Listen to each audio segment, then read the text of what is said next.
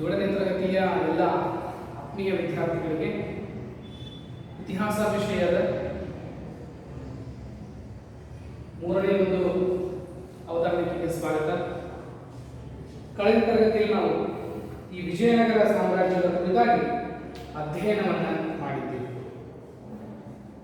ವಿಜಯನಗರ ಸ್ಥಾಪನೆಯಾದ ಬಗೆ ಹೇಗಿತ್ತು, ಅಲ್ಲಿರ್ತಕ್ಕಂಥ ಸಾಮ್ರಾಜ್ಯಗಳು ಪ್ರಮುಖವಾಗಿ ಮನೆತನಗಳು ಆಳ್ವಿಕೆಯನ್ನು ಮಾಡಿದವು.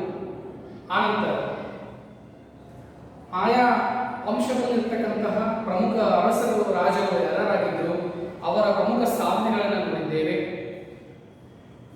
ಅದೇ ರೀತಿಯಾಗಿ ಈ ವಿಜಯನಗರ ಸಾಮ್ರಾಜ್ಯ 1336ರಲ್ಲಿ ಪ್ರಾರಂಭವಾಗಿ 1646ರಲ್ಲಿ ಅಂತ್ಯವಾಯಿತು ಅನ್ನೋದನ್ನ ನಾವು ಕಂಡುಕೊಂಡಿವಿ. ಹಾಗಾದ್ರೆ ಇವತ್ತಿನ ಒಂದು ತರಗತಿಗಳನ್ನು ಈ 1336ರ ಸಾಮ್ರಾಜ್ಯ ಸ್ಥಾಪನೆ 1646ರಲ್ಲಿ ಅಂತ್ಯ ಆಯಿತು ಅನ್ನೋದನ್ನ ನಾವು ಕಳೆದ ತರಗತಿಯಲ್ಲಿ ಅಧ್ಯಯನವನ್ನ ಮಾಡಿದ್ದೇವೆ. ಅದೇ ರೀತಿಯಾಗಿ 1646ರಲ್ಲಿ ಅಂತ್ಯವಾಯಿತು.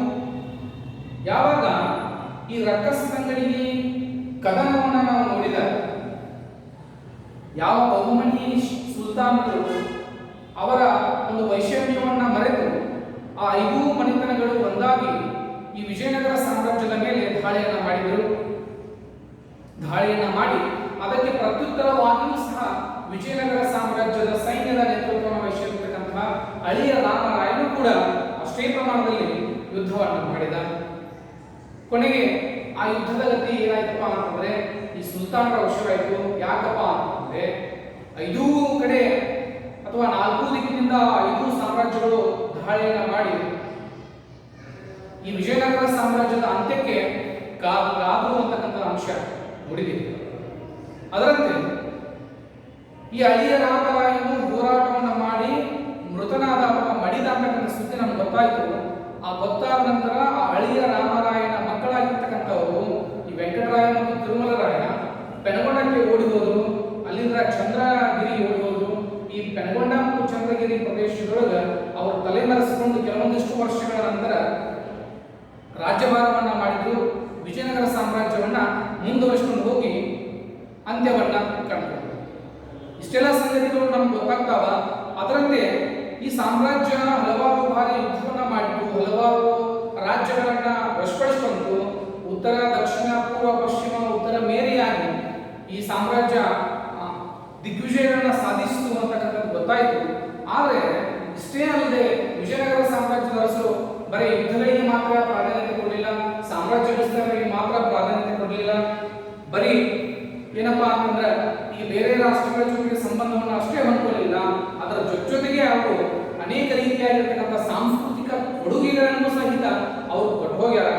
ಆ ಒಂದು ಸಾಂಸ್ಕೃತಿಕ ಕೊಡುಗೆಗಳು ಕೊಟ್ಟಂತಹ ಪ್ರಮುಖವಾಗಿರ್ತಕ್ಕಂಥ ಅಂಶಗಳನ್ನ ನಾವು ಈ ಒಂದು ತರಗತಿಯಲ್ಲಿ ಅಧ್ಯಯನವನ್ನು ಮಾಡೋಣ. ಹಾಗಾದ್ರೆ ವಿಜಯನಗರ ಸಾಮ್ರಾಜ್ಯ 1336ರಿಂದ 1646ರ ಅಂತ್ಯವಾಗುವುದರ ಒಳಗೆ ಯಾವೆಲ್ಲ ಸಾಂಸ್ಕೃತಿಕ ಕೊಡುಗೆಗಳನ್ನ ಕೊಟ್ಟು ಅನ್ನೋದನ್ನ ಏನಪ್ಪಾ ಅಂತಂದ್ರೆ ಇವತ್ತಿನ ಅವಧಿಗಳು ನಾವು ನೋಡೋಣ.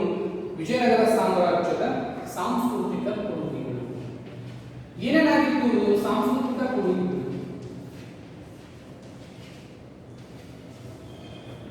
ಯಾವ್ಯಾವ ದೃಷ್ಟಿಕೋನದಲ್ಲಿ ಇಟ್ಕೊಂಡು ಅವರು ಈ ಕೊಡುಗೆಗಳನ್ನು ಕೊಟ್ಟರು ಅನ್ನೋದನ್ನ ನಾವೇನು ನೋಡೋಣ ಅಂತಂದ್ರೆ ಒಂದೊಂದಾಗಿ ನೋಡ್ಕೋತ ಹೋಗೋಣ. ಸಾಂಸ್ಕೃತಿಕ ಕೊಡುಗೆಗಳಂದ್ರೆ ಏನು? ಯಾವ ವಿಜಯನಗರ ಸಾಮ್ರಾಜ್ಯದ ದೊರೆಗಳು ಸಾಹಿತ್ಯಿಕವಾಗಿ ಆಗಿರಲಿ, ವಾಸ್ತುಶಿಲ್ಪ ಕಟ್ಟಡಗಳನ್ನು ನಿರ್ಮಾಣ ಮಾಡುವುದು, ದೇವಾಲಯಗಳ ನಿರ್ಮಾಣ ಮಾಡುವುದಾಗಿರಲಿ, ಆಡಳಿತವನ್ನು ಯಾವ ರೀತಿ ನಡೆಸ್ಕೊಂಡು ಹೋದ್ರು ಅಂತಕ್ಕಂಥದ್ದಾಗಿರಲಿ, ಸಾಮಾಜಿಕ ಜೀವನ ಪದ್ಧತಿಗಳು ಜನ ಯಾವ ತರ ಇದ್ರು, ಅವ್ರ ಜನ ಯಾವ ರೀತಿ ತಮ್ಮ ಒಂದು ಜೀವನ ನಡೆಸ್ಕೊಂಡು ಹೋದ್ರು ಅಂತಕ್ಕಂಥದ್ದಾಗಿರಲಿ, ಅಥವಾ ಸಾಮ್ರಾಜ್ಯದ ಆರ್ಥಿಕ ಪರಿಸ್ಥಿತಿ ಯಾವ ತರ ಉತ್ತಮವಾಗಿತ್ತು ಅಥವಾ ಉತ್ತಮವಾಗಿಲ್ಲ ಅಂತಕ್ಕಂಥದ್ದು ನೋಡೋದಾಗಿರಲಿ, ಈ ಮುಂತಾದ ಅಂಶಗಳು ಮತ್ತೆ ಧಾರ್ಮಿಕ ದೃಷ್ಟಿಕೋನದಿಂದ ಇಟ್ಕೊಂಡು ಯಾವೆಲ್ಲ ಧರ್ಮಗಳಿಗೆ ಪ್ರಾಧಾನ್ಯತೆಯನ್ನು ಕೊಟ್ಟಿದ್ರು ಮತ್ತು ಯಾವ ಧರ್ಮ ಅಸ್ತಿತ್ವದಲ್ಲಿ ಇತ್ತು ಅಂತಕ್ಕಂಥ ವಿಷಯಗಳು ಈ ನಮ್ಮ ಸಾಂಸ್ಕೃತಿಕ ಕೊಡುಗೆಯೊಳಗೆ ಬರ್ತಾವ. ಹೀಗಾಗಿ ಮೊದಲನೇದಾಗಿ ಸಾಂಸ್ಕೃತಿಕ ಕೊಡುಗೆಗಳನ್ನ ನೋಡುವುದಾದರೆ ಆಡಳಿತ ಪದ್ಧತಿಗಳು ಯಾವ ರೀತಿ ಕೊಡುಗೆಗಳನ್ನ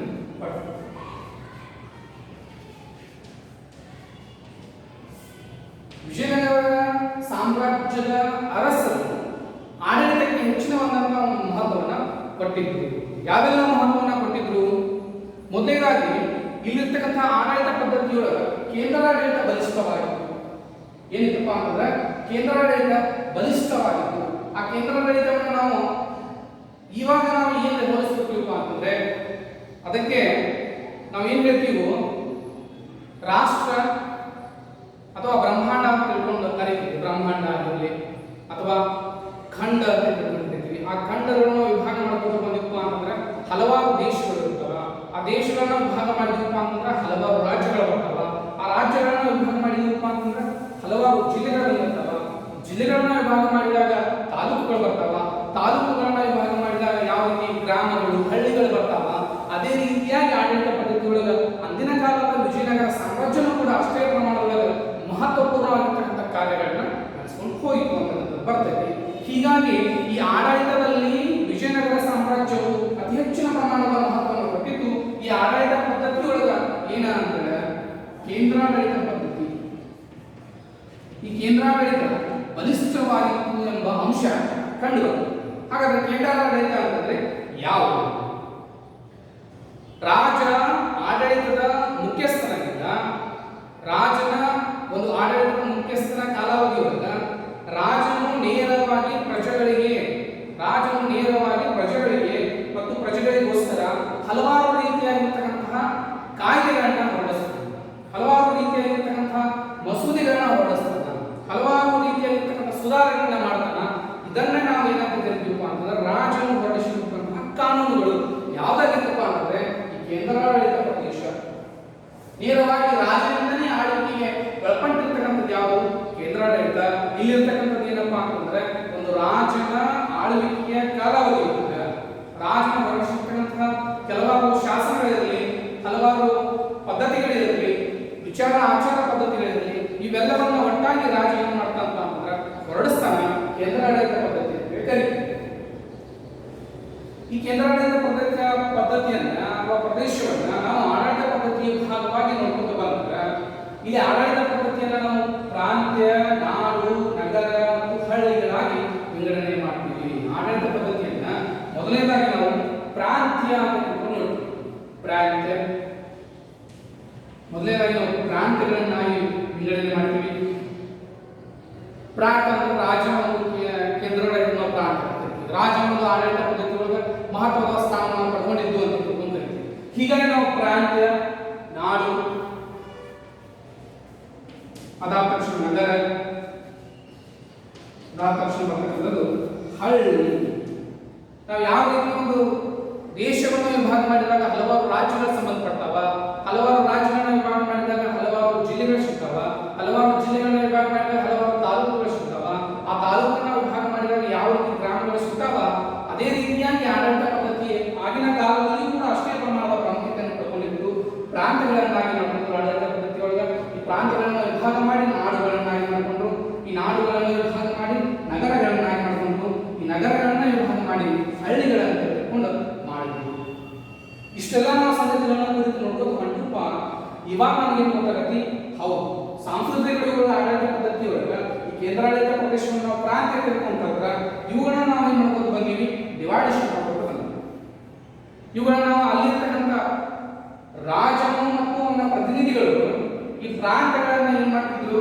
ಆಳ್ವಿಕೆಯನ್ನ ಮಾಡ್ತಾ ಇದ್ರು. ನೇರವಾಗಿ ರಾಜನ ಕೇಂದ್ರಾಡಳಿತಕ್ಕೆ ಸಂಬಂಧಪಟ್ಟಂಗ ಈ ಪ್ರಾಂತ್ಯಕ್ಕೆ ಸಂಬಂಧಪಟ್ಟಂಗ ಆಳ್ತಾ ಇದ್ರು. ಈ ವಿಷಯ ನಮ್ಗೆ ಗೊತ್ತಾಗಂತ ಏನ್ ಗೊತ್ತಾಗ್ತದಪ್ಪ ಅಂತಂದ್ರೆ ರಾಜನು ನೇರವಾಗಿ ಆಡಳಿತ ಪದ್ಧತಿಯೊಳಗೆ ಇಳಿದಿದ್ದ. ಹೀಗಾಗಿ ಈ ರಾಜನೇ ಒಂದು ಸರ್ವ ಅಧ್ಯಕ್ಷನಾಗಿದ್ದ, ಪ್ರಾಂತಾಡಳಿತದ ಅಧ್ಯಕ್ಷನಾಗಿದ್ದ. ರಾಜನ ಒಂದು ಕಾನೂನು ಹೊರಡಿಸುವುದಾಗಿರಲಿ ಆ ಒಂದು ವಿಷಯವನ್ನ ಮೊದಲು ಮಾಡಿಕೊಂಡು ಪ್ರಾಂತ್ಯಾಡಳಿತ ತೀರ್ಮಾನವನ್ನ ಮಾಡ್ತಾರೆ. ಇಲ್ಲಿಂದ ವಿಷಯ ನಾಡುಗಳಿಗೆ ಬರ್ತಾ ಇತ್ತು, ನಾಡಿನಿಂದ ವಿಷಯ ನಗರಗಳಿಗೆ, ನಗರಗಳಿಂದ ವಿಷಯ ಹಳ್ಳಿಗಳಿಗೆ. ಈ ರೀತಿ ಏನಾಗ್ತಿತ್ತಪ್ಪ ಅಂತಂದ್ರೆ ತಲುಪ್ತಾ ಇತ್ತು ಅನ್ನೋದು ಗೊತ್ತಾಗ್ತದೆ. ಇಷ್ಟೇ ಅಲ್ಲದೆ ಅರಸನು ನ್ಯಾಯಾಂಗದ ಒಂದು ಸರ್ವಾಧ್ಯಕ್ಷನಾಗಿದ್ದ. ಅರಸ ಏನಾಗಿತ್ತಪ್ಪ ಅಂತಂದ್ರೆ ಈ ನ್ಯಾಯಾಂಗವನ್ನು ನಡೆಸ್ಕೊಂಡು ಹೋಗ್ತಕ್ಕಂಥ ಒಬ್ಬ ಸರ್ವಾಧ್ಯಕ್ಷನಾಗಿದ್ದ. ಹೀಗಾಗಿ ಎಲ್ಲಾ ಆಡಳಿತದ ಕೇಂದ್ರ ಬಿಂದು ಯಾರಾಗಿದ್ದರು ಅಂತ ಗೊತ್ತಾಗ್ತದೆ. ಈಗ ಒಬ್ಬ ರಾಜ ಎಲ್ಲಾ ವಿಧದ ಆಡಳಿತದ ಕೇಂದ್ರ ಬಿಂದುವಾಗಿದ್ದ ಅನ್ನೋದು ಗೊತ್ತಾಗ್ತದೆ. ಇಲ್ಲಿ ವಂಶ ಪಾರಂಪರ್ಯವಾಗಿ ಏನಾಗ್ತಿತ್ತು? ಆಡಳಿತ ಪದ್ಧತಿ ನಡೆಸ್ಕೊಂಡಿತ್ತು. ಈ ನಾಡುಗಳನ್ನ ಹಲವಾರು ರೀತಿಯಾಗಿ ನಾವು ವಿಭಾಗ ಮಾಡುತ್ತಾ ಬಂದಿದ್ದೆ ಆದರೆ ಈ ನಾಡುಗಳನ್ನ ರಾಜಪ್ರತಿನಿಧಿಗಳು ಅಥವಾ ಮಂತ್ರಿವರ್ಗದವರು ಆಡಳಿತವನ್ನು ನಡೆಸಿಕೊಳ್ತಾರೆ. ನಗರಗಳಲ್ಲಿ ಇರ್ತಕ್ಕಂಥ ಇಲ್ಲಿ ಅವರು ವಿಶ್ವಾಸಾರ್ಹವಾಗಿರ್ತಕ್ಕಂಥ ವ್ಯಕ್ತಿಗಳೇನು ಮಾಡ್ತಿದ್ರು ಅಂದ್ರೆ ಈ ನಗರ ಆಡಳಿತವನ್ನು ನಡೆಸಿಕೊಡ್ತೇವೆ. ಇನ್ನು ಹಳ್ಳಿಗಳಲ್ಲಿ ನಾವು ಹಿಂದಿನ ಕಾಲದಿಂದಲೂ ಯಾರು ನಾಯಕರೇ ಇರಲಿ ಆ ನಾಯಕರು ವಂಶ ಪಾರಂಪರ್ಯವಾಗಿ ಈ ನಾಡುಗಳನ್ನ ಅಥವಾ ಹಳ್ಳಿಗಳನ್ನ ನಡೆಸ್ಕೊಂಡು ಹೋಗ್ತಾ ಇದ್ರು.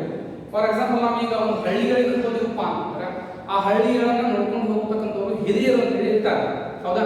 ಆ ಹಿರಿಯರು ಏನಾಗಿರ್ತಾರೆ, ಅದೇ ವಂಶಸ್ಥರಾಗಿರ್ತಾರೆ. ಅವರ ತಾತನಿಂದ ಹಿಡ್ಕೊಂಡು ಅವ್ರ ಅಪ್ಪ ಬಂದಿರ್ತಾರೆ, ಅವ್ರ ಅಪ್ಪನಿಂದ ಹಿಡ್ಕೊಂಡು ಅವನಿಗೆ ಬಂದಿರುತ್ತೆ, ಅವನಿಂದ ಹಿಡ್ಕೊಂಡು ಅವ್ರ ಮಗನಿಗೆ ಬಂದಿರುತ್ತೆ. ಹೀಗೆ ವಂಶ ಪಾರಂಪರ್ಯವಾಗಿ ಆ ಒಂದು ಪದವಿ, ಆ ಒಂದು ಬುದ್ಧಿ, ಆ ಒಂದು ಕೆಲಸ ಕಾರ್ಯ ನಡೆಸ್ಕೊಂಡು ಹೋಗ್ತಕ್ಕಂಥ ಸೂಕ್ತ ವ್ಯಕ್ತಿ ಆ ಒಂದು ಪರಂಪರೆಗೆ ಸೇರಿದವನಾಗಿರ್ತಾನೆ. ಹೀಗಾಗಿ ನಾವೇನು ಕಾಣ್ತೀವಪ್ಪ ಅಂತಂದ್ರೆ ಈ ಪ್ರಾಂತ್ಯಗಳನ್ನಾಗಲಿ, ನಾಡುಗಳನ್ನಾಗಲಿ, ನಗರಗಳನ್ನಾಗಲಿ ಅಥವಾ ಹಳ್ಳಿಗಳನ್ನಾಗಲಿ ನಡೆಸ್ಕೊಂಡು ಹೋಗುವ ವಂಶ ಪಾರಂಪರ್ಯವಾಗಿ ಅದೇನಾಗ್ತದಪ್ಪ ಅಂತಂದ್ರೆ ಕೆಲಸ ನಡ್ಕೊಂಡು ಹೋಗ್ತಿರ್ತದೆ.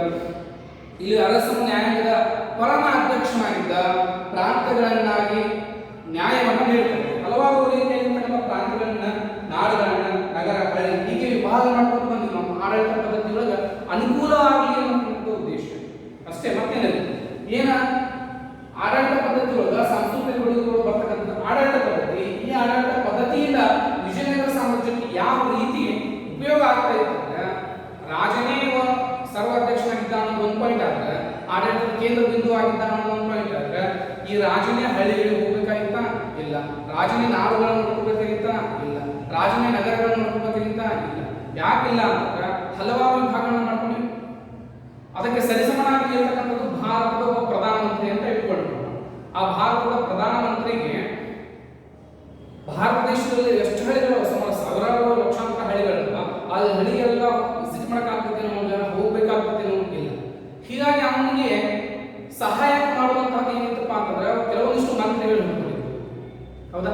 ಆಯಾ ರಾಜ್ಯಕ್ಕೆ ಸಂಬಂಧಪಟ್ಟಂತ ಮುಖ್ಯಮಂತ್ರಿಗಳಿದ್ರು, ಆಯಾ ರಾಜ್ಯಕ್ಕೆ ಸಂಬಂಧಪಟ್ಟ ಕೆಲವೊಂದಿಷ್ಟು ಸಚಿವರಿದ್ರು, ಆ ರಾಜ್ಯಕ್ಕೆ ಸಂಬಂಧಪಟ್ಟಂಗ ಗ್ರಾಮಗಳನ್ನು ನೋಡ್ಕೊಂಡು ಹೋಗಾಕ ಹಲವಾರು ಶಾಸಕರು. ಹೀಗೆ ನಾವು ಏನ್ ಮಾಡ್ತೀವಪ್ಪ ಅಂತಂದ್ರೆ ಆಡಳಿತವನ್ನ ಹಂತ ಹಂತವಾಗಿ ವಿಭಾಗ ಮಾಡ್ಕೊಂಡು ಬಂದಾಗ ಗ್ರಾಮಗಳಿಗೂ ಸಹ ಆಡಳಿತ, ಪ್ರಾಂತ್ಯಗಳಿಂದ ಏನು ಆಡಳಿತ ಹೊರಹೊಮ್ಮತಕ್ಕೆ ನಾಡುಗಳಿಗೂ ಅಥವಾ ನಗರಗಳಿಗೂ ಅಥವಾ ಹಳ್ಳಿಗಳಿಗೂ ಮುಟ್ಟಬೇಕಪ್ಪ ಅಂತಂದ್ರೆ ಅಲ್ಲಿ ಪ್ರಮುಖವಾಗಿ ಆಯಾ ಕೆಲಸಗಾರರನ್ನು ನೋಡ್ಕೊಂಡು ಹೋಗಾಕ ಹಲವಾರು ವ್ಯಕ್ತಿಗಳನ್ನ ಸೂಚನೆ ಮಾಡ್ತಾ ಇದ್ರು.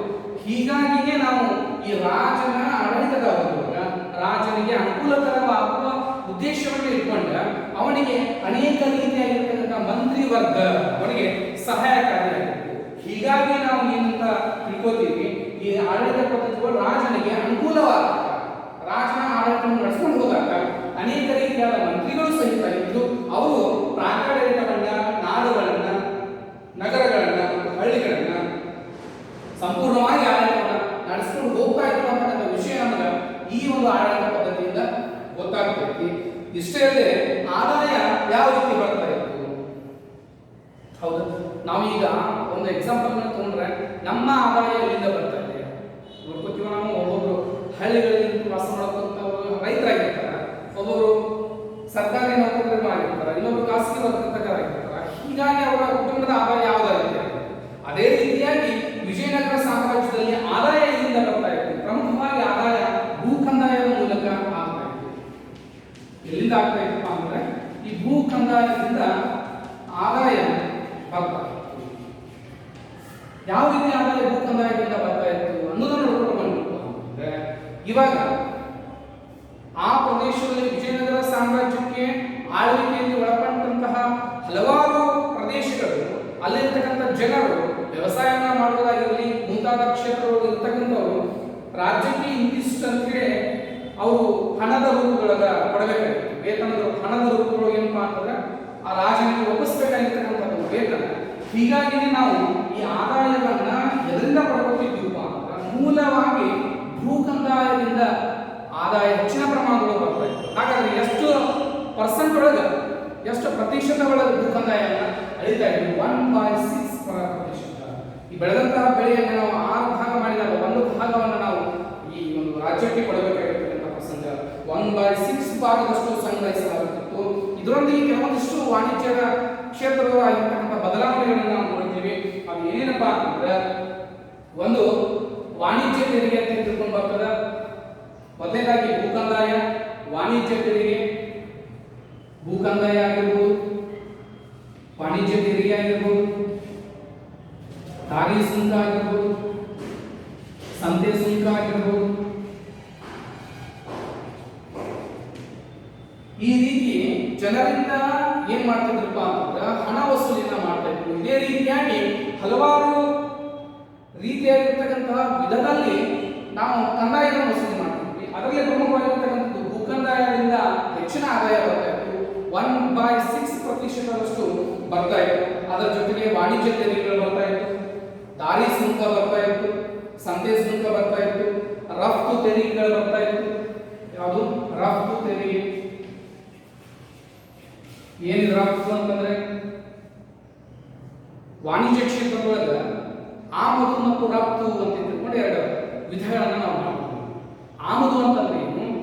ನಮಗೆ ಬೇಕಾಗಿರ್ತಕ್ಕಂಥ, ನಮಗೆ ಅವಶ್ಯಕವಾಗಿರ್ತಕ್ಕಂಥ ಕೆಲವೊಂದಿಷ್ಟು ವಸ್ತುಗಳಾಗಲಿ, ಕೆಲವೊಂದಿಷ್ಟು ಸಾಧನಗಳನ್ನ ನಾವು ಬೇರೆ ರಾಷ್ಟ್ರದಿಂದ ಅಥವಾ ಬೇರೆ ಎಲ್ಲೋ ಪ್ರದೇಶದಿಂದ ನಾವು ತರಿಸ್ಕೊಳ್ತೀವಪ್ಪ ಅಂತಂದ್ರೆ ಅದಕ್ಕೆ ನಾವು ಆಮದು ಅಂತ ತಿಳ್ಕೊಂಡು ಕರಿತೀವಿ. ಇನ್ನು ರಫ್ತು ಅಂತಂದ್ರೆ ಏನು? ನಮ್ಮಲ್ಲಿ ಬೆಳೆಸಿದಂತಹ, ನಮ್ಮಲ್ಲಿ ರೆಡಿ ಮಾಡಿರ್ತಕ್ಕಂತಹ ಸಿದ್ಧ ವಸ್ತುಗಳನ್ನ ಬೇರೆ ರಾಷ್ಟ್ರಕ್ಕೆ, ಬೇರೆ ಪ್ರದೇಶಗಳಿಗೆ, ಬೇರೆ ದೇಶಗಳಿಗೆ ನಾವು ಕಳಿಸ್ಕೊಡ್ತೀವಲ್ಲ, ಅದಕ್ಕೆ ನಾವು ಏನು ಕರಿತೀವಿ ಅಂದ್ರೆ ರಫ್ತು ಅಂತ ತಿಳ್ಕೊಂಡು ಕರಿತೀವಿ. ವಾಣಿಜ್ಯದ ಎರಡು ಮುಖಗಳು ಅಂತ ತಿಳ್ಕೊಂಡು ನಾವು ಕರಿಬಹುದು. ಹೀಗಾಗಿ ರಫ್ತು ತೆರಿಗೆಗಳನ್ನ ವಸೂಲಿ ಮಾಡ್ತಾ ಇದ್ದೀವಿ. ನಮ್ಮ ರಾಷ್ಟ್ರದಲ್ಲಿ ಅಥವಾ ನಮ್ಮ ಪ್ರದೇಶದಲ್ಲಿ ಬೆಳೆದಿರ್ತಕ್ಕಂಥ ಕೆಲವಷ್ಟು ವಸ್ತುಗಳಾಗಿರಲಿ, ಕೆಲವಷ್ಟು ಸಲಕರಣೆಗಳಾಗಿ, ಧಾನ್ಯಗಳಾಗಿರಲಿ, ಏನೇ ವಸ್ತು ಇರಲಿ ಅದನ್ನ ಇತರ ರಾಷ್ಟ್ರಗಳಿಗೆ ಕಳಿಸಿದ್ರು ಅಂತಂದ್ರೆ ಅದಕ್ಕೆ ನಾವು ರಫ್ತು ಅಂತ ತಿಳ್ಕೊಂಡು ಕರಿತೀವಿ. ಈ ರಫ್ತು ತೆರಿಗೆಯನ್ನು ಸಹಿತ ಏನ್ ಮಾಡ್ತಿದ್ರಪ್ಪ ಅಂತಂದ್ರೆ ವಿಜಯನಗರ ಕಾಲಾವಧಿಗಳ ವಸೂಲಾತಿಯನ್ನ ಮಾಡ್ತಾ ಇದ್ರು ಅಂತಕ್ಕಂಥ ವಿಷಯ ಈ ರಫ್ತು ತೆರಿಗೆಯಿಂದ ಬರ್ತಕ್ಕಂಥ. ವಾಣಿಜ್ಯ ತೆರಿಗೆ, ದಾರಿ ಸುಂಕ. ದಾರಿ ಸುಂಕ ಅಂತಂದ್ರೆ ಕೆಲವೊಂದಿಷ್ಟು ದಾರಿಗಳನ್ನ ಮಾಡ್ಕೊಂಡಿದ್ವಿ. ಆ ದಾರಿಗಳನ್ನ ನಾವು ಹಾಯ್ಬೇಕಾಗಿತ್ತಂದ್ರೆ ಇಂತಿಷ್ಟು ತೆಗೆದುಕೊಂಡು, ಈಗ ಫಾರ್ ಎಕ್ಸಾಂಪಲ್ ಈ ದಾರಿ ಸುಂಕ ಅಂತ ಬರುತ್ತೆ, NH ನ್ಯಾಷನಲ್ ಹೈವೇ ಅಂತ ಕರಿತೀವ. ಈ ನ್ಯಾಷನಲ್ ಹೈವೇ ಒಂದು ಪ್ರದೇಶದಿಂದ ಮತ್ತೊಂದು ಪ್ರದೇಶಕ್ಕೆ ಹೋಗ್ಬೇಕಾಗಿತ್ತಂದ್ರೆ ಅಂತಾರಾಜ್ಯ ಬಸ್ಸುಗಳ ಸೇವೆಗಳನ್ನ ಆಗಿನ ಕಾಲದಲ್ಲಿ ಇದ್ದಿದ್ದಿಲ್ಲ. ಅವಾಗ ನಾವು ಈಗೇನ್ ಮಾಡ್ಕೊಂಡಿವಿ, ರಾಷ್ಟ್ರೀಯ ಹೆದ್ದಾರಿಗಳನ್ನ ಮಾಡ್ಕೊಂಡಿವಿ, ನ್ಯಾಷನಲ್ ಹೈವೇಗಳಂತ ಮಾಡ್ಕೊಂಡಿವಿ. ಅಲ್ಲಿ ಚೆಕ್ ಪೋಸ್ಟ್ಗಳನ್ನ ಇಟ್ಟಿರ್ತಾರ. ಕೆಲವೊಂದಿಷ್ಟು ಪ್ರದೇಶಕ್ಕೆ ಹೋಗ್ಬೇಕಪ್ಪ ಅಂತಂದ್ರೆ ಅಲ್ಲಿ ದಾರಿ ಸುಂಕವನ್ನ ಕಟ್ಟಬೇಕು. ಅದಕ್ಕೆ ಏನಂತ ಕರಿತೀವಪ್ಪ ಅಂತಂದ್ರೆ ನಾವು ದಾರಿ ಸುಂಕ. ಈ ದಾರಿಗಳನ್ನ ಹೋಗ್ಬೇಕು ಅಂತಂದ್ರೆ ಅಲ್ಲಿ ಇಂತಿಷ್ಟು ಅಮೌಂಟ್ ಅಂತ ಇರ್ತದ, ಅದನ್ನ ಕೊಟ್ಟು ನಾವು ಹೋಗ್ಬೇಕಾಗಿತ್ತು. ಅದೇ ರೀತಿ ಪದ್ಧತಿ ಎಲ್ಲಿತ್ತಪ್ಪ ಅಂತಂದ್ರೆ ಒಂದು ವಿಜಯನಗರ ಸಾಮ್ರಾಜ್ಯದಾಗ ಈ ದಾರಿ ಸುಂಕವನ್ನ ಕೊಟ್ಟತಕ್ಕಂತಹ ಒಂದು ಪ್ರಸಂಗ ಅಲ್ಲಿ ಇತ್ತು. ಅದೇ ರೀತಿಯಾಗಿ ಸಂತೆ ಸುಂಕ. ಸಂತೆ ಸುಂಕ ಅಂತಂದ್ರೆ ಒಂದು ಮಾರುಕಟ್ಟೆ ಇರ್ತಿತ್ತು. ಆ ಮಾರುಕಟ್ಟೆಗೆ ನಾವು ಬೆಳೆದಿರ್ತಕ್ಕಂಥ, ನಾವು ಸಿದ್ಧ ಮಾಡಿರ್ತಕ್ಕಂಥ ಕೆಲವೊಂದಿಷ್ಟು ವಸ್ತುಗಳನ್ನ ವ್ಯಾಪಾರ ಮಾಡಬೇಕಾಗಿತ್ತಪ್ಪ ಅಂತಂದ್ರೆ ಅಲ್ಲಿ ನಾವು ಏನ್ ಮಾಡಬೇಕಾಗಿರ್ತದೆ, ಧಾನ್ಯಗಳೇ ಇರಲಿ, ವಸ್ತುಗಳೇ ಇರಲಿ, ಸಲಕರಣೆಗಳೇ ಇರಲಿ, ಮುಂತಾದ ವಸ್ತುಗಳನ್ನ ನಾವು ಅಲ್ಲಿ ಕೂತು ವ್ಯಾಪಾರ ಮಾಡಬೇಕಾಗಿತ್ತು. ನಾವು ಆದಾಯವನ್ನ ಗಳಿಸಬೇಕಾಗಿತ್ತು, ಲಾಭವನ್ನ ಗಳಿಸಬೇಕಾಗಿತ್ತಪ್ಪ ಅಂತಂದ್ರೆ ಆ ಸಂತೆಯಲ್ಲಿ ಕುಂದಿರ್ಬೇಕಂದ್ರೆ ಆ ಒಂದು ಸಂತೆಯಲ್ಲಿ ಇರ್ತಕ್ಕಂಥ ಜಾಗಕ್ಕೆ ನಾವು ಸುಂಕವನ್ನ ಕಟ್ಟಬೇಕಾಗಿತ್ತು. ಇದರಿಂದನೂ ಕೂಡ ಏನಾಗ್ತದಪ್ಪ ಅಂತಂದ್ರೆ ರಾಜ್ಯಕ್ಕೆ ಉತ್ತಮವಾದಂತಹ ಆದಾಯಗಳು ಬರ್ತಾ ಇತ್ತು ಅಂತ ನೋಡ್ತೀವಿ. ಅದೇ ರೀತಿ ಕಪ್ಪ ಕಾಣಿಕೆಗಳು. ನಿಮ್ಮ ಮನೆ ಏನಪ್ಪಾ ಅಂತಂದ್ರೆ ಕಪ್ಪ ಕಾಣಿಕೆಗಳು ಅಂತಂದ್ರೆ ಏನು? ರಾಜನ ಸಾರ್ವಭೌಮತ್ವವನ್ನು ಒಪ್ಪಿಕೊಂಡು ಉಡುಗೊರೆ ರೂಪದೊಳಗ ಹಣವನ್ನ ಕೊಡುವುದನ್ನ ಕಪ್ಪ ಕಾಣಿಕೆ ಅಂತ ಕರೀತೀವಿ.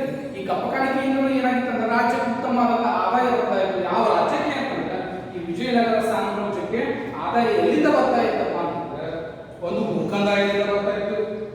ಭೂಕಂದಾಯದ ಪ್ರತಿಶತ ಎಷ್ಟಪ್ಪ ಅಂತಂದ್ರೆ 1/6% ಭೂಕಂದಾಯ ಬರ್ತಾ ಇತ್ತು. ಅದೇ ರೀತಿಯಾಗಿ ಈ ವಾಣಿಜ್ಯ ತೆರಿಗೆಗಳಿದ್ದವು. ದಾರಿ ಸುಂಕದಿಂದ ಬರ್ತಾ ಇತ್ತು, ಸಂತೆ ಸುಂಕದಿಂದ ಬರ್ತಾ ಇತ್ತು, ರಫ್ತು ತೆರಿಗೆಯಿಂದ ಬರ್ತಾ ಇತ್ತು.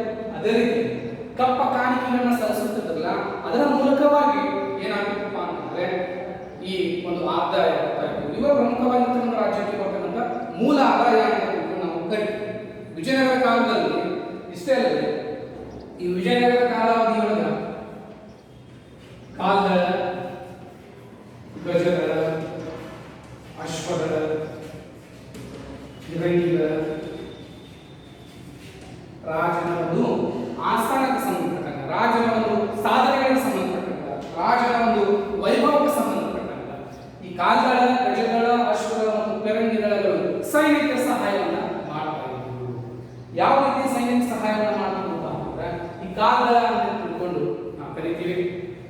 ಅನೇಕ ರೀತಿಯಾಗಿರ್ತಕ್ಕಂತಹ ಲಕ್ಷಾಂತರಗಟ್ಟಲೆ ಅಲ್ಲಿ ಅನೇಕ ರೀತಿಯಾಗಿರ್ತಕ್ಕಂಥ ಕಾಲ್ದಳ ಸೈನಿಕರು ವ್ಯವಸ್ಥೆ ಅಲ್ಲಿ ಇರ್ತಕ್ಕಂಥ ವ್ಯವಸ್ಥೆಗೆ ಸಂಬಂಧಪಟ್ಟಂಗ ಇರ್ತಾ ಇದ್ರು.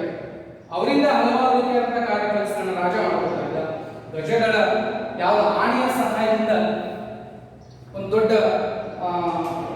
ಬಾಗಿಲ ತಿಳ್ಕೊಳ್ತಾರೆ. ಅಲ್ಲಿ ಮುಂತಾದ ಚುಪಾಲಿರ್ತಕ್ಕಂತಹ ಆಯುಧಗಳನ್ನು ಶಿಕ್ಷಕ ತಿಳ್ಕೊಳ್ಬೋದು. ಇದನ್ನ ಹೊಡಿಬೇಕಪ್ಪ ಅಂತಂದ್ರೆ ನಮ್ಮ ಕಾಲ್ದಳದ ಸೈನಿಕರ ಮೂಲಕ ಸಾಧ್ಯ ಆಗ್ತಾ ಇರಲಿಲ್ಲ, ಪಿರಂಗಿದಳದ ಮೂಲಕ ಸಾಧ್ಯ ಆಗ್ತಾ ಇರಲಿಲ್ಲ, ಅಶ್ವದಳದ ಮೂಲಕ ಸಹ, ಕುದುರೆಗಳ ಮೂಲಕ ಸಹಾಯ ಆಗ್ತಾ ಇರಲಿಲ್ಲ. ಈ ಆನೆಗಳು ಏನ್ ಮಾಡ್ತಿದ್ವಪ್ಪ ಅಂತಂದ್ರೆ ಆ ಕೋಟೆ ಬಾಗಿಲನ್ನ ಒಡ್ಯಾಕ ಆ ಆನೆಗಳು ಸಹಾಯಕಾರಿಯಾಗಿತ್ತು. ಹೀಗಾಗಿ ಒಂದಲ್ಲ ಒಂದು ಹಂತದೊಳಗೆ ರಾಜನಿಗೆ ಸೈನ್ಯದೊಳಗೆ ಸಹಾಯ ಮಾಡಾಕ ಈ ಗಜದಳ ಏನಪ್ಪಾ ಅಂತಂದ್ರೆ ಪ್ರಮುಖ ಪಾತ್ರವನ್ನು ವಹಿಸ್ತಾ ಇದ್ವು. ಅದೇ ರೀತಿಯಾಗಿ ಅಶ್ವದಳ ದೂರದ ಪ್ರದೇಶಗಳಿಗೆ ಹೋಗಿ ಯುದ್ಧ ಮಾಡ್ಬೇಕಂತಂದ್ರೆ, ದೂರದ ಪ್ರದೇಶಗಳಿಗೆ ಹೋಗಿ ನಾನು ವಿಜಯವನ್ನ ಸಾಧಿಸಬೇಕು ಅಂತ ಅಂದ್ರೆ ಕಾಲ್ದಳದ ಮೂಲಕವಾಗಿ ಎಷ್ಟೊಂದು ನಡಿಬೇಕಾಗ್ತೈತಿ, ಆಗುದಿಲ್ಲ. ಗಜದಳದ ಮೂಲಕ ಹೋಗಕ್ಕಾಗ್ತೈತೆ, ನಾವು ಬಹಳ ದೂರ ಪ್ರದೇಶದ್ದು ಕಡಿಮೆ ಟೈಮ್ ಇತ್ತು, ಅವಾಗ ಆಗುದಿಲ್ಲ. ಪಿರಂಗಿದಳ ಅಂದ್ರೆ ಸಾಧ್ಯ ಇಲ್ಲ.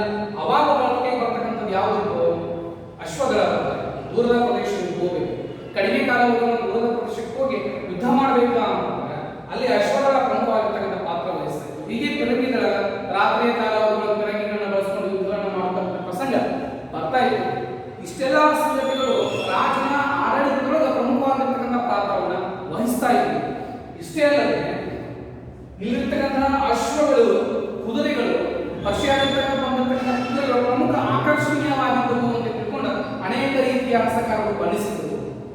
ಹೌದು, ಮಂಡಿ ಹೇಳಿ ನಿಮಗ ಏನು ಹೇಳ್ತಾ ಹೇಳಿದಂತಂದ್ರೆ ವಿಜಯನಗರ ಸಾಮ್ರಾಜ್ಯದಲ್ಲಿರ್ತಕ್ಕಂಥ ಕುದುರೆಗಳಿಗೆ ಹೆಚ್ಚಿನ ಪ್ರಾಮುಖ್ಯತೆ ಇತ್ತು. ಅವೆಲ್ಲ ಎಲ್ಲಿಂದ ಬಂದಿದ್ದವಪ್ಪ ಅಂತಂದ್ರೆ ಅರಬ್ ದೇಶದ ಮೂಲಕವಾಗಿ ಭಾರತಕ್ಕೆ ಆಗಮಿಸಿತು. ಹೀಗಾಗಿ ನಾವು ಏನಂತ ಕಂಡುಕೋಬಹುದು, ರಾಜನ ಆಡಳಿತದ ಅವಧಿಯೊಳಗೆ, ರಾಜನ ಆಡಳಿತದ ಒಂದು ಕಾಲವನ್ನು ನಾವು ವಿಜಯನಗರ ಸಾಮ್ರಾಜ್ಯದೊಳಗೆ ನೋಡಬೇಕಪ್ಪ ಅಂತ ಇಷ್ಟೆಲ್ಲ ಆಡಳಿತ ಪದ್ಧತಿಗಳು ಸಹಾಯಕಾರಿಯಾಗಿತ್ತು. ಪ್ರಾಂತ್ಯಗಳನ್ನ ಅಥವಾ ಕೇಂದ್ರಾಡಳಿತ ಪ್ರದೇಶದಲ್ಲಿರ್ತಕ್ಕಂಥ ಪ್ರಾಂತ್ಯಗಳನ್ನು ನಾಡುಗಳನ್ನ ವಿಭಾಗ ಮಾಡಿ, ನಗರಗಳನ್ನು ವಿಭಾಗ ಮಾಡಿ, ಹಳ್ಳಿಗಳನ್ನು ವಿಭಾಗ ಮಾಡಿದ್ದೀವಿ. ಅದೇ ರೀತಿಯಾಗಿ ಭೂಕಂದಾಯ ರಾಜ್ಯದ ಪ್ರಮುಖ ಆದಾಯ ಇತ್ತು. ಅದರ ಜೊತೆಗೆ ಇನ್ನೊಂದು ಸ್ವಲ್ಪ ಆದಾಯ ಬರ್ತಾ ಇತ್ತು. ಎಲ್ಲಿಂದಪ್ಪ ಅಂದ್ರೆ ವಾಣಿಜ್ಯ ತೆರಿಗೆಯಿಂದ, ದಾರಿ ಸುಂಕದಿಂದ, ಸಂತೆ ಸುಂಕದಿಂದ, ರಫ್ತು ತೆರಿಗೆಗಳಿಂದ ಮತ್ತು ಕಪ್ಪಕಾಣಿಕೆಗಳನ್ನು ಪಡೆಯುವುದರ ಮೂಲಕವಾಗಿ ಅತಿ ಹೆಚ್ಚು ಲಾಭವನ್ನು ಗಳಿಸ್ತಾ ಇದ್ರು. ಅದೇ ರೀತಿಯಾಗಿ ರಾಜನ ಒಂದು ಸೈನ್ಯದ ಆಡಳಿತದೊಳಗೆ ಸಹಾಯ ಮಾಡಕ್ಕೆ ಕಾಲ್ದಳ, ಗಜದಳ, ಅಶ್ವದಳ ಮತ್ತು ಪಿರಂಗಿದಳಗಳು ಸಹಾಯವನ್ನು ಮಾಡ್ತಾ ಇತ್ತು ಅಂತಕ್ಕಂಥ ಅಂಶಗಳು ಈ ಆಡಳಿತ ಪದ್ಧತಿಯೊಳಗೆ ಕಾಣಿಸ್ತದೆ. ಅದೇ ರೀತಿಯಾಗಿ ಬರ್ತಕ್ಕಂಥದ್ದು ಸಾಮಾಜಿಕ ಸ್ಥಿತಿ. ಯಾವಾಗ ಈ ಆಡಳಿತ ಪದ್ಧತಿಯನ್ನು ನಾವು ನೋಡಿದಾಗ ನಮ್ಗೆ ಏನು ಗೊತ್ತಾಗ್ತದೆ ಅಂದ್ರೆ ರಾಜನಿಗೆ ಇಷ್ಟೆಲ್ಲ ಪ್ರಮಾಣಗಳು ಭೂಕಂದಾಯ ಬರ್ತಾ ಇತ್ತು. ರಾಜನ ಇಷ್ಟೆಲ್ಲ ಆಡಳಿತ ಪದ್ಧತಿಯೊಳಗೆ ಇವರೆಲ್ಲರೂ ಕೂಡ ಸಹಾಯನ ಮಾಡ್ತಾ ಇದ್ರು ಅಂತಕ್ಕಂಥ ಉತ್ತಮವಾದ ಅಂಶಗಳನ್ನು ತಿಳ್ಕೊಂಡಾಗ ನಂತರ ಬರ್ತಕ್ಕಂಥದ್ದು ಯಾವುದು ಅಂದ್ರೆ ಸಾಮಾಜಿಕ ಸ್ಥಿತಿ. ಸಮಾಜದಲ್ಲಿ ಇರ್ತಕ್ಕಂಥ ಎಲ್ಲ ಜನರು ಯಾವ ರೀತಿ ಇದ್ರು, ಅಲ್ಲಿರ್ತಕ್ಕಂಥ ಜನರ ಆಶಾಭಾವನೆ ಏನಾಗಿತ್ತು, ಎಲ್ಲಾ ಧರ್ಮಗಳಿಗೂ ಪ್ರಾಧಾನ್ಯತೆ ಕೊಟ್ಟಿರ್ತಕ್ಕಂತಹ ವಿಜಯನಗರ ಸಾಮ್ರಾಜ್ಯದ ಅರಸರು ಸಾಮಾಜಿಕವಾಗಿ ಏನ್ ಮಾಡ್ತಿದ್ರು, ಹಬ್ಬ ಹರಿದಿನಗಳ ಕಾಲಾವಧಿಯೊಳಗ, ವಿಶೇಷವಾಗಿರ್ತಕ್ಕಂಥ ಸಂದರ್ಭದೊಳಗ ರಾಜರ ಸ್ವತಃವಾಗಿ ಜನಸಾಮಾನ್ಯರ ಜೊತೆಗೆ ಬೆರೀತಾ ಇದ್ರು ಅಂತಕ್ಕಂಥ ವಿಷಯಗಳು ಗೊತ್ತಾಗ್ತವ. ಇಲ್ಲಿ ಬಾಲ್ಯ ವಿವಾಹ, ಸಾಮಾಜಿಕ ಸ್ಥಿತಿಯೊಳಗ ಬಾಲ್ಯ ವಿವಾಹ, ಸತಿ ಪದ್ಧತಿ ರೂಢಿಯಲ್ಲಿ ಇದ್ದವು. ನಾವು ಸಂವಿಧಾನದ ಪ್ರಕಾರ 18 ವರ್ಷದ ಒಳಗಿನ ಹೆಣ್ಣು ಮಕ್ಕಳಿಗೆ ಮತ್ತು 21 ವರ್ಷದ ಒಳಗಿನ ಗಂಡು ಮಕ್ಕಳಿಗೆ ವಿವಾಹವಾತಪ್ಪ ಅಂತಂದ್ರೆ ಅದಕ್ಕೆ ನಾವು ಬಾಲ್ಯ ವಿವಾಹ ಅಂತ ಕರಿತೀವಿ. ಈ ಬಾಲ್ಯ ವಿವಾಹ ಪದ್ಧತಿ ವಿಜಯನಗರ ಸಾಮ್ರಾಜ್ಯದೊಳಗ ರೂಢಿಯಲ್ಲಿ ಇತ್ತು. ಅದೇ ರೀತಿಯಾಗಿ ಸತಿ ಪದ್ಧತಿಯೂ ಕೂಡ ರೂಢಿಯಲ್ಲಿ ಇತ್ತು. ಗಂಡ ಸತ್ತ ನಂತರ ಅವಳನ್ನು ಸಹಿತ ಕೊಲ್ತಾ ಇದ್ರು. ಇದನ್ನ ಸತಿ ಪದ್ಧತಿ ಕೂಡ ಕರೀತೀವಿ. ಈ ಬಾಲ್ಯ ವಿವಾಹ, ಸತಿ ಪದ್ಧತಿ ಹಾಗೂ ದೇವದಾಸ ಪದ್ಧತಿಗಳು ಸಹಿತ ರೂಢಿಯಲ್ಲಿ ಇತ್ತು ತಿಳ್ಕೊಂಡು ಕರೀತೀವಿ. ಇಷ್ಟೆಲ್ಲ ಸಂಗತಿಗಳು ನಾವು ಸಾಮಾಜಿಕವಾಗಿ ನೋಡ್ಕೊತಾ ಬಂದ್ರೆ ಬಾಲ್ಯ ವಿವಾಹ, ಸತಿ ಪದ್ಧತಿ ಮತ್ತು ದೇವದಾಸಿ ಪದ್ಧತಿ ಆ ಒಂದು ಅವಧಿಯೊಳಗೆ, ಆ ಒಂದು ವಿಜಯನಗರ ಸಾಮ್ರಾಜ್ಯದ ಕಾಲಾವಧಿಯೊಳಗೆ, ಅವಧಿಯೊಳಗೆ, ರೂಢಿಯೊಳಗೆ ಇತ್ತು. ಏಕಪತ್ನಿತ್ವ ಸಾಮಾನ್ಯವಾಗಿದ್ರೂ ಸಹಿತ ಸಾಮಾಜಿಕ ಸ್ಥಿತಿಯೊಳಗೆ ಏನಿತ್ತು? ಏಕಪತ್ನಿತ್ವ ರೂಢಿಯಲ್ಲಿ ಇತ್ತು. ಒಬ್ಬ ಪುರುಷನಿಗೆ ಒಬ್ಬಳೇ ಹೆಣ್ಣುಮಗಳು ಮದುವೆ ಆಗುವಂತಹ ಪರಿಸ್ಥಿತಿ ಸಾಮಾನ್ಯವಾಗಿ ರೂಢಿಯಲ್ಲಿ ಇತ್ತು. ಆದರೂ ಅನೇಕ ರೀತಿಯಾಗಿರ್ತಕ್ಕಂತಹ ಶ್ರೀಮಂತರು, ಅನೇಕ ರೀತಿಯಾಗಿರ್ತಕ್ಕಂತಹ ಅರಸರು ಬಹುಪತ್ನಿತ್ವವನ್ನು ಮಾಡಿಕೊಳ್ಳುವಂತಹ ಪರಿಸ್ಥಿತಿ ಅಂದಿನ ಕಾಲದಲ್ಲಿ ಇತ್ತು. ಇದೇ ರೀತಿಯಿಂದ ಸಾಮಾಜಿಕ ಪದ್ಧತಿಯನ್ನ ಬಾಲ್ಯ ವಿವಾಹ ಪದ್ಧತಿ, ಸತಿ ಪದ್ಧತಿ ಮತ್ತು ದೇವದಾಸಿ ಪದ್ಧತಿಗಳು ಅಸ್ತಿತ್ವವನ್ನು ಕಂಡುಕೊಂಡಿದ್ದು. ಅದೇ ರೀತಿಯಾಗಿ ಏಕಪತ್ನಿತ್ವ ಸಾಮಾನ್ಯವಾಗಿದ್ದರೂ ಸಹಿತ ಅಲ್ಲಿನ ಅರಸರೇ ಆಗಿರಲಿ, ಅಲ್ಲಿರ್ತಕ್ಕಂಥ ಶ್ರೀಮಂತರೇ ಆಗಿರಲಿ ಬಹುಪತ್ನಿತ್ವವನ್ನ ಮಾಡ್ತಾ ಇದ್ರು ಅಂತ ಒಂದು ವಿಷಯ ಸಾಮಾಜಿಕ ಪದ್ಧತಿಗಳಾಗ ಗೊತ್ತಾಗುತ್ತೆ. ಇಷ್ಟೇ ಅಲ್ಲದೆ ಈ ಸ್ತ್ರೀಯರಿಗೆ ಗೌರವವನ್ನ ನೀಡ್ತಾ ಇದ್ರು. ವಿಜಯನಗರ ಕಾಲಾವಧಿಯಲ್ಲಿರ್ತಕ್ಕಂಥ ಜನ ಅಥವಾ ಅರಸರು ಸ್ತ್ರೀಯರಿಗೆ ಹೆಚ್ಚಿನವಾದಂತಹ ಪ್ರಾಮುಖ್ಯತೆಯನ್ನ ಕೊಟ್ಟಿದ್ರು ಅಂತ ಅಂಶ ಗೊತ್ತಾಗುತ್ತೆ. ಇದು ಸಾಮಾಜಿಕ ಅವಧಿ ಅಷ್ಟೇ ಅಲ್ಲದೆ ದೀಪಾವಳಿ ಮತ್ತು ದಸರಾ ಹಬ್ಬಗಳನ್ನ ಆಚರಣೆಯನ್ನ ಮಾಡ್ತಾ ಇದ್ರು. ಯಾವ್ಯಾವ ಅಂದ್ರೆ ದೀಪಾವಳಿ ಮತ್ತು ದಸರಾ ಹಬ್ಬಗಳನ್ನ ಆಚರಿಸ್ತಾ ಇದ್ರು. ಇವು ಅತ್ಯಂತ ಹೆಚ್ಚಿನ ಪ್ರಮಾಣದ ಪ್ರಾಮುಖ್ಯತೆಯನ್ನು ಪಡ್ಕೊಂಡಿರ್ತಕ್ಕಂಥ ಎರಡು ಹಬ್ಬಗಳಾದಂದ್ರೆ ಒಂದು ದೀಪಾವಳಿ ಆದ, ಇನ್ನೊಂದು ದಸರಾ. ದಸರಾಕ್ಕೆ ಅತಿ ಹೆಚ್ಚಿನ ಪ್ರಾಮುಖ್ಯತೆಯನ್ನು ಕೊಟ್ಟಿರ್ತಕ್ಕಂಥವು ವಿಜಯನಗರ ಸಾಮ್ರಾಜ್ಯದ ಅರಸ. ದಸರಾ ಉತ್ಸವವನ್ನ ನೇರವಾಗಿ ರಾಜನ ಅಧ್ಯಕ್ಷತೆಯೊಳಗ ಏನಾಗ್ತಿತ್ತು? ಈ ಒಂದು ಹಬ್ಬ ಆಚರಣೆ ಆಗ್ತಾ ಇತ್ತು ಎಂಬ ಅಂಶ ನಮಗೆ ಗೊತ್ತಾಗುತ್ತೆ. ಹೀಗಾಗಿ ನಾವು ಸಾಮಾಜಿಕ ಪದ್ಧತಿಯನ್ನು ನೋಡ್ಕೊತ ಕುಂತ ಬಾಲ್ಯ ವಿವಾಹ ಆಗಲಿ, ಸತಿ ಪದ್ಧತಿ ಆಗಲಿ, ದೇವದಾಸಿ ಪದ್ಧತಿಗಳು ಅಸ್ತಿತ್ವದಲ್ಲಿತ್ತು. ಅದೇ ರೀತಿಯಾಗಿ ಏಕಪತ್ನಿತ್ವ ರೂಢಿಯಲ್ಲಿ ಕಾಲೂ ಸಹಿತ ಅಲ್ಲಿರ್ತಕ್ಕಂಥ ಅರಸನೇ ಆಗಿರಲಿ, ಅಲ್ಲಿರ್ತಕ್ಕಂತಹ ಶ್ರೀಮಂತರಾಗಿರಲಿ ಬಹುಪತ್ನಿತ್ವವನ್ನು ಮಾಡ್ಕೊಳ್ಳೋಕೆ ಅವಕಾಶ ಇತ್ತು. ಅದೇ ರೀತಿಯಾಗಿ ದೀಪಾವಳಿ ಮತ್ತು ದಸರಾ ಹಬ್ಬಗಳನ್ನ ಪ್ರಮುಖವಾಗಿ ಆಚರಣೆ ಮಾಡ್ತಾ ಇದ್ರು. ಅದರೊಳಗೆ ದಸರಾ ಹಬ್ಬವನ್ನ ನೇರವಾಗಿ ರಾಜನ ಒಂದು ಅಧ್ಯಕ್ಷತೆಯೊಳಗೆ ಮಾಡ್ತಾ ಇದ್ದ ಅಂಶ ಗೊತ್ತಾಗ್ತದೆ. ಈ ರೀತಿಯಾಗಿ ನಾವು ಸಾಂಸ್ಕೃತಿಕ ಕೊಡುಗೆಗಳನ್ನು ನೋಡ್ಕೊತ ಬಂದಿರುವ ಅಲ್ಲಿರ್ತಕ್ಕಂಥ ಆಡಳಿತ ಪದ್ಧತಿ ಮತ್ತು ಸಾಮಾಜಿಕ ಸ್ಥಿತಿ ಈ ರೀತಿಯಾಗಿತ್ತು ಎಂಬ ಅಂಶ ನಮಗೆ ಗೊತ್ತಾಗ್ತದೆ. ಇದರ ಮುಂದುವರಿದ ಭಾಗ ಆರ್ಥಿಕ ಸ್ಥಿತಿ ಮತ್ತು ಸಾಹಿತ್ಯ ಮತ್ತು ಕಲೆ ಮತ್ತು ವಾಸ್ತುಶಿಲ್ಪವನ್ನ ನಾವು ಮುಂದಿನ ತರಗತಿಗಳನ್ನು ನೋಡೋಣ ಅನ್ನೋ ಮಾತನ್ನ ಹೇಳಿ ಇಲ್ಲಿ ನಾನು ಕ್ಲಾಸ್ ಸ್ಟಾಪ್ ಮಾಡ್ತೀವಿ.